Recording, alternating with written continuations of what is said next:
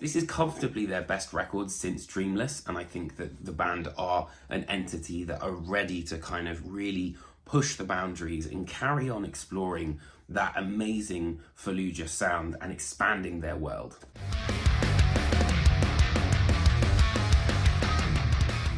Hey there guys, welcome back, and hello if you are new. So as I get older, I'll be honest, I think my love of technical death metal is kind of waning a little bit. However, one band that will always hold something very dear to my heart is Fallujah. So let's talk about their brand new album, Xenotaph.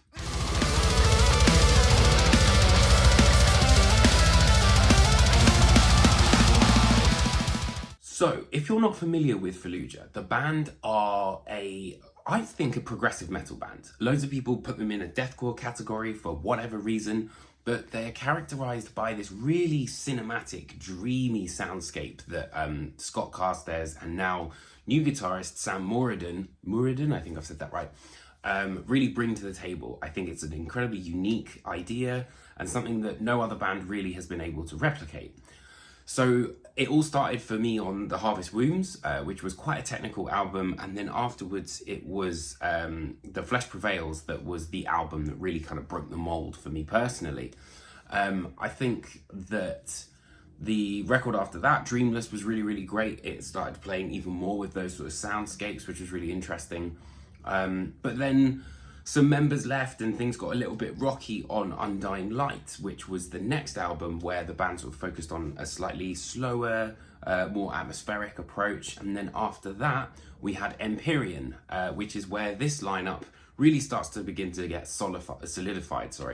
So although this record isn't specifically billed as a concept record, there is an idea and a story behind it. The album is influenced very much by sci-fi, you know, the Dune franchise, and also Peter Moorbacher's artwork, which has adorned a couple of Fallujah records now. Each track on this album represents a specific chapter of this post-death state that this person is in, who meets someone called the Guide, and who might be angelic but has some devious ideas. So skip ahead if you don't want to know anything about the story now. So this guide joins the narrator, and they're shown these new worlds and delving into their own psyche, and really developing a profound sense of enlightenment and understanding.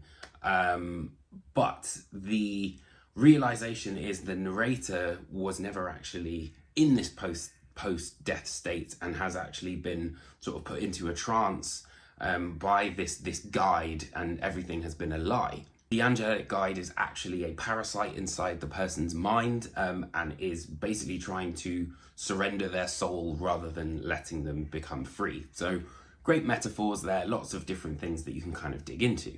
So I would say that Xenotaph is comfortably Fallujah's most eclectic record. I think that it's an album that is really entrenched in atmosphere.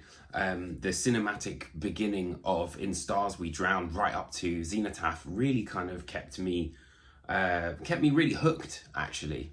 What has always been a real big draw for me is how much the band's sound is really malleable and kind of world building. So it's the accidentals that are sort of governed by the whammy bar, you know, and the beautiful delay that you can hear in the guitar tone and that really sort of crystalline cleans that are there. It really makes you feel like you're sort of skipping through stardust in a way.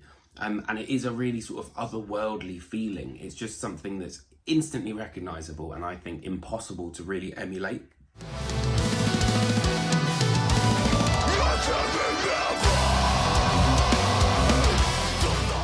So Xenotaph, I think, uses elements from the band's past in quite interesting ways. So Undying Light, for example, is, you know, an album which was quite sort of slow and sort of more groove oriented in many ways, and building that sort of atmosphere. So I think they take from that in this record for sure.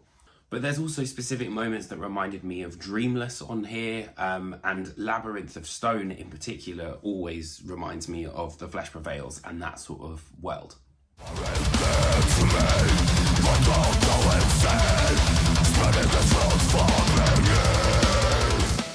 Fallujah's sound for me has always been very kaleidoscopic, and I think that sort of light and dark element is more prevalent than ever on this album. And the Crystalline Veil and Step Through the Portal and Breathe are great examples of that. You know, I think there's a lot of different things going on, and it keeps you nice and interested throughout the entire runtime.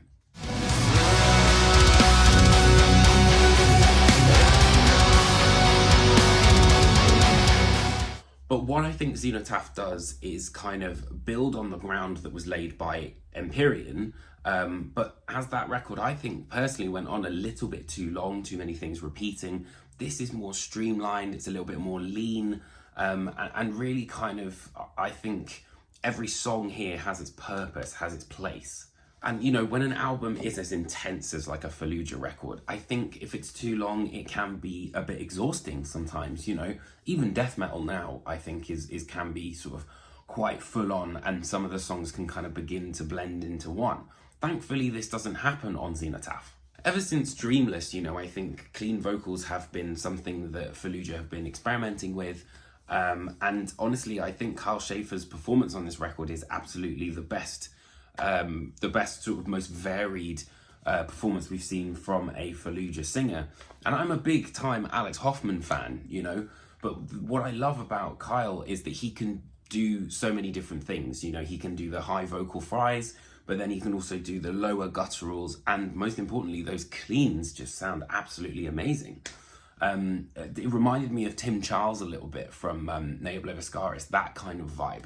But yeah, really kind of elevates the sound of the band overall. What really made me excited though was the sort of ending of the album, which was the Obsidian Architect and the title track, Xenotaph. I think both of these songs sound really fresh, they sound like a new band, and they sound like Fallujah really starting to forge their way into their future. And fair enough, like they've had a lot of lineup changes, lots of things have kind of, you know, the ground hasn't necessarily been as steady as it is now, let's say. And I think that now we've got this iteration of Fallujah that really things are quite exciting for where the band can go next. This is comfortably their best record since Dreamless, and I think that the band are an entity that are ready to kind of really push the boundaries and carry on exploring that amazing Fallujah sound and expanding their world. Thanks ever so much for tuning in. I hope you guys enjoyed this album review. Let me know what you think in the comments underneath me. If you did enjoy it, it'd be great if you could hit that like and subscribe button and share with any of your friends as well. Fallujah's new album comes out on June 13th. Brilliant record, and I urge you to give it a listen. Other than that, I'll see you guys very, very soon for more album reviews, interviews, and good stuff. Take care, my friends.